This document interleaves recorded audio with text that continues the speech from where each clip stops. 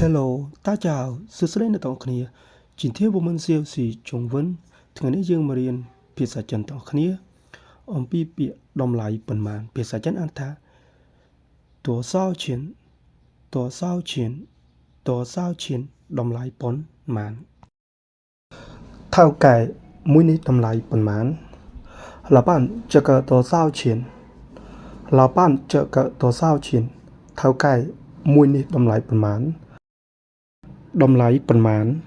多少钱多少钱តម្លៃប៉ុន្មាន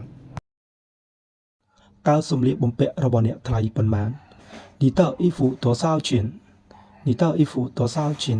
តើសម្លៀកបំពាក់របស់អ្នកថ្លៃប៉ុន្មាន你的衣服多少钱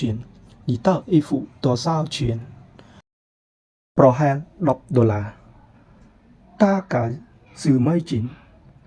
តាកាយซื้อไม่จริงប្រហែល$10តាកាយซื้อไม่จริงតាកាយซื้อไม่จริงចុះកាបូបរបស់អ្នកវិញចុះកាបូបរបស់អ្នកវិញនីទៅប៉ោណសនីទៅប៉ោណស$5050美金50美金50美金$50ចុះស្បែកជើងរបស់អ្នកវិញនីទៅសៀវណោះនីទៅសៀវណោះនីទៅសៀវណោះចុះស្បែកជើងរបស់អ្នកវិញ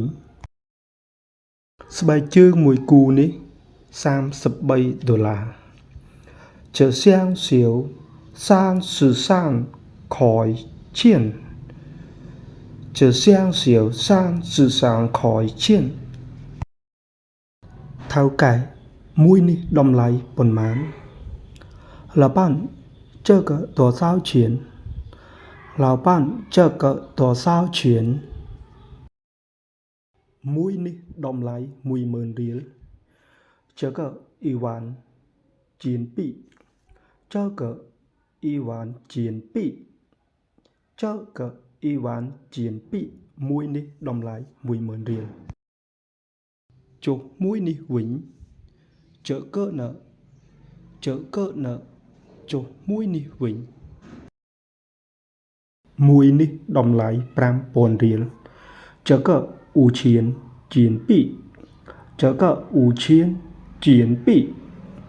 这个5000จีน币មួយនេះតម្លៃ$5000សរុបទាំងអស់ប៉ុន្មានលុយ一共多少钱一共多少钱សរុបទាំងអស់ប៉ុន្មានលុយសរុបទាំងអស់$15000一共15000จีน币一共15000จีน币一共15000จีน币សរុបទាំងអស់$15000អូខេនេះលុយហៅតើកៃនីឈៀន